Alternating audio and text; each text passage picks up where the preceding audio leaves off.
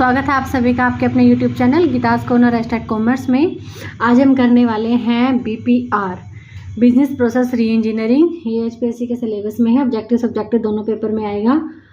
और इसका भी जो रिसेंटली लास्ट जो एग्ज़ाम हुआ था सब्जेक्टिव, उसमें क्वेश्चन आया था BPR requires fundamental rethinking and radical redesign of business process. Comment: BPR को व्यापार प्रक्रियाओं के मौलिक पुनर्विचार और कट्टरपंथी नए स्वरूप की आवश्यकता होती है, टिप्पणी करें। ठीक है, ये हमारा क्वेश्चन आया था, इसका आंसर हम देखते हैं। ये देखिए, ये अपने सिलेबस में भी है, इमर्जिंग ट्रेंड्स इन मैनेजमेंट में BPR। ये BPR है। देखो, BPR के बारे में हमने देखना है। BPR की धारणा सबसे पहले किसने दी? इस कंसेप्ट को सबसे पहले माइकल हैमर ने 1990s में दिया था। और उन्होंने अपने महत्वपूर्ण लेख, कौन सा लेख था, यानी कि लेख मतलब आर्टिकल, इंपॉर्टेंट आर्टिकल था उनका, इसके बारे में बताया था। आर्टिकल का नेम भी पूछा जा सकता है 1 नंबर के ऑब्जेक्टिव पेपर के लिए। Reengineering work do not automate obliterate. BPR क्या है? बिजनेस प्रोसेस री इंजीनियरिंग एक तकनीक है जिसके द्वारा कंपनी अपनी व्यावसायिक प्रक्रिया यानी कि बिजनेस की प्रोसेस को वो दोबारा से बनाती है, री इंजीनियर करती है, जिससे कि क्या हो जाए, उत्पाद की गुणवत्ता यानी कि प्रोडक्ट की जो क्वालिटी है वो बेहतर हो जाए और लागत में भी कमी आए, कॉस्ट में भी कमी आए। अब BPR क्या करते हैं? BPR कंपनी में business process re engineering company में उत्पादन की लागत यानी कि प्रोडक्शन कॉस्ट और फालतू की व्यावसायिक प्रक्रिया जो बिजनेस प्रोसेस है ना, उसको कम करने का एक व्यवस्थित व अनुशासित दृष्टिकोण यानी कि सिस्टमैटिक एंड डिसिप्लिन्ड अप्रोच है। क्या कैसी अप्रोच है ये? सिस्टमैटिक और डिसिप्लिन्ड अप्रोच, व्यवस्थित है और अनुशासित दृष्टिकोण है। इसमें क्या किया जाता है? इसमें आमतौर पर कंपनी की कार्य प्रवाह यानी कि जो वर्क फ्लो है, जो कंपनी काम कर रही है, उसका विश्लेषण किया जाता है, एनालिसिस किया जाता है। इसमें अपूर्ण प्रक्रिया यानी कि अपूर्ण प्रक्रिया होता है अपूर्ण स्तर, प्रक्रिया के अपूर्ण स्तर यानी कि इनसफिशिएंट स्टेप्स ऑफ प्रोसेस की पहचान की जाती है। फिर उनसे छुटकारा पाने या बदलने के तरीकों का पता लगाया जाता है। और यदि कंपनी का BPR business process re engineering सही तरीके से किया जाएगा तो ये क्या करेंगे, इससे प्रोडक्शन बढ़ेगा, प्रोडक्टिविटी में इंक्रीमेंट आएगा, लागत में कमी आएगी, कॉस्ट कम हो जाएगी और ग्राहक संतुष्टि में वृद्धि होएगी, यानी कि जो हमारे कंज्यूमर के सेटिस्फैक्शन है उसमें बहुत ज़्यादा इंक्रीज हो जाएगा।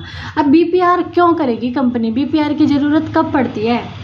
जब कस्टमर्स की शिकायतें बढ़ने लगे और रिफंड की मांग बढ़ने लगे, स्टाफ के बीच में लड़ाई झगड़े और तनाव बढ़ने लगे, प्रॉफिट गिरने लगे, कंपनी के जो सेल्स लीड है वो जल्दी से फॉलो ना हो सके और कस्टमर्स के ऑर्डर्स को जल्दी से पूरा ना किया जा सके। ठीक है, इन सभी ये जब चीज़ें होती है तो BPR की कंपनी को जरूरत होती है। कंपनी BPR के लिए 7 एसेंशियल स्टेप्स होते हैं। ठीक है, 7 अनिवार्य कदम होते हैं जो इसके बारे में इस तरह से बताया गया है। सबसे पहला क्या है? पुनः इंजीनियर करने के लिए प्रक्रिया की पहचान करें। सबसे पहले उस प्रोसेस को आइडेंटिफाई करें जिसके लिए री इंजीनियर किया जाना है। Identify the process to re engineer. अब BPR में ये पहला कदम, बिजनेस प्रोसेस री इंजीनियरिंग में पहला कदम उस प्रोसेस की ही पहचान करना है, उस प्रक्रिया की पहचान करना है जिसे री इंजीनियर करने की आवश्यकता है, जिसे दोबारा से बनाने की आवश्यकता है। डाटा को इकट्ठा करना, ठीक है, डाटा कलेक्शन करना और मौजूदा प्रक्रिया का गहन विश्लेषण करना आवश्यक होता है। जो प्रोसेस अभी चली हुई है ना, उसका एनालिसिस करना आवश्यक है ताकि कमजोरियों को समझा जा सके और उन क्षेत्रों की पहचान की जा सके जिनमें इम्प्रूवमेंट की ज़रूरत है, सुधार की आवश्यकता है। इसमें प्रक्रिया के दायरे को परिभाषित किया जाता है कि जो प्रोसेस है उसकी लिमिट कहाँ तक है, हितधारकों की पहचान की जाती है, स्टेक होल्डर कौन से हैं, स्पष्ट लक्ष्य व उद्देश्य स्थापित करना शामिल है। ठीक है, सबसे पहला क्या है? आइडेंटिफाई द प्रोसेस, यानी कि ओवरऑल क्या है, मतलब कि उस प्रोसेस को आइडेंटिफाई करो जिसे दोबारा से बदलने की ज़रूरत है। सेकंड में क्या आ जाएगा? प्रक्रिया का विश्लेषण किया जाएगा। प्रोसेस तो पकड़ ली, जिसे दोबारा से करना है, एनालिसिस करेंगे उसका। एक बार प्रक्रिया की पहचान हो जाने के बाद अगला स्टेप क्या आ जाता है? उसका विश्लेषण करना, उसका एनालिसिस करना। इसमें प्रक्रिया को उसके घटक भागों में तोड़ दिया जाता है, उनका मानचित्रण यानी कि मैपिंग की जाती है और मुख्य प्रदर्शन मीट्रिक यानी कि की परफॉर्मेंस मैट्रिक्स की पहचान करना शामिल है।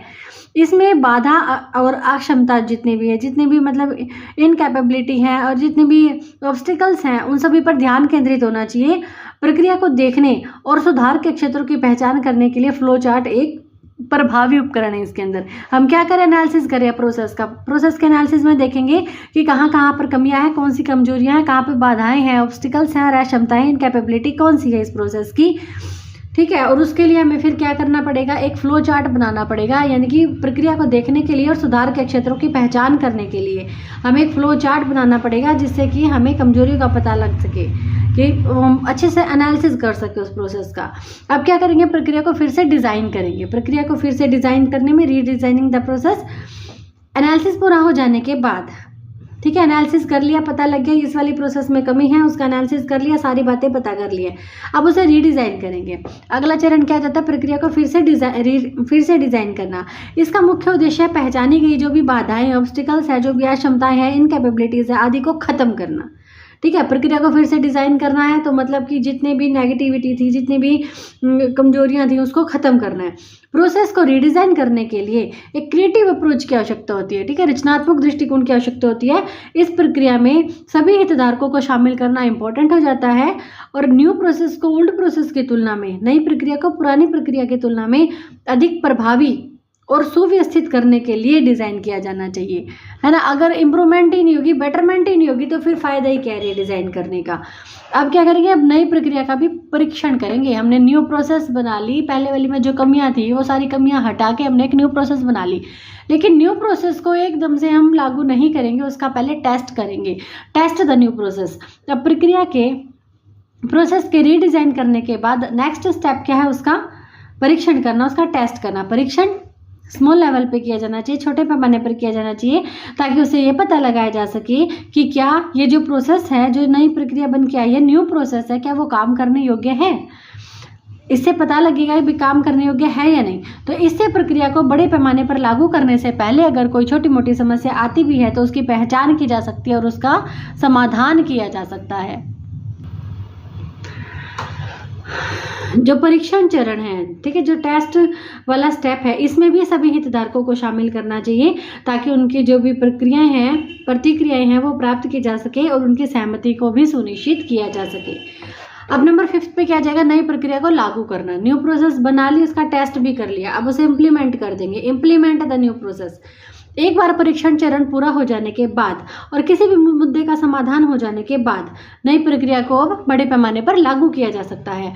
सभी हितधारकों को परिवर्तनों के बारे में बताना और उन्हें आवश्यक प्रशिक्षण प्रदान करना आवश्यक है, ठीक है। उन्हें क्या करना, यहाँ पे ट्रेनिंग दी जाएगी और किसी भी संभावित समस्या की पहचान करने और तुरंत समाधान के लिए बार बार जो भी हमारा इम्प्लीमेंटेशन प्रोसेस है, कार्यान्वयन प्रक्रिया है, उसकी बारीकी से निगरानी करना भी महत्वपूर्ण है। नेक्स्ट स्टेप के बारे में यहाँ पे लास्ट लाइन में बता दिया गया है कि हमने नई प्रक्रिया को लागू तो कर दिया है, लेकिन अब उसमें कोई समस्याएं ना आए, कोई अवरोध ना आए, उसके लिए अब हमें इसकी निगरानी करना भी जरूरी है। नेक्स्ट हो जाएगा निगरानी व मूल्यांकन करना। 6th स्टेप आ गया निगरानी व मूल्यांकन, मॉनिटर एंड इवैल्यूएट। नई प्रक्रिया लागू होने के बाद इसकी प्रभावशीलता की लगातार निगरानी व मूल्यांकन अवश्य करें। यह सुनिश्चित किया जाता है कि नई प्रक्रिया वांछित परिणाम दे रही है। किसी भी मुद्दे की पहचान करने के लिए, ठीक है ना, और आवश्यक समायोजन के लिए हितधारकों से प्रतिक्रिया प्राप्त करना आवश्यक है। हर स्टेप में जो हमारे स्टेक होल्डर्स होते हैं, जो हितधारक होते हैं, उनकी सहमति जरूरी है। यह सुनिश्चित करने के लिए कि नई प्रक्रिया प्रभावी और कुशल बनी रहे, तो निगरानी और मूल्यांकन कार्य लगातार चलते रहना चाहिए, निरंतर होती रहनी चाहिए। लास्ट स्टेप है, लास्ट बट नॉट लीस्ट, बिना इम्प्रूवमेंट के तो कोई भी प्रोसेस नहीं लागू होगी ना, तो कंटिन्यूस इम्प्रूवमेंट यहाँ पे होना चाहिए। Continuous improvement BPR business process re engineering में लास्ट स्टेप जो है वो कंटिन्यूस इम्प्रूवमेंट का है, निरंतर सुधार है। निरंतर सुधार में भी सभी हितधारकों को शामिल करना। नवाचार व रचनात्मकता, यानी कि नवाचार मतलब कि जितने भी इनोवेशन है वो होने चाहिए। रचनात्मकता, क्रिएटिविटी को यहाँ पे बढ़ावा दिया जाना चाहिए। क्रिएटिविटी को शामिल करना इंपॉर्टेंट हो जाता है। और दक्षता व प्रभावशीलता को बढ़ाने के लिए प्रक्रिया की नियमित समीक्षा अवश्य की जानी चाहिए, यानी कि लगातार उसके ऊपर निगरानी रखी जानी चाहिए और उसमें लगातार सुधार भी किए जाने चाहिए।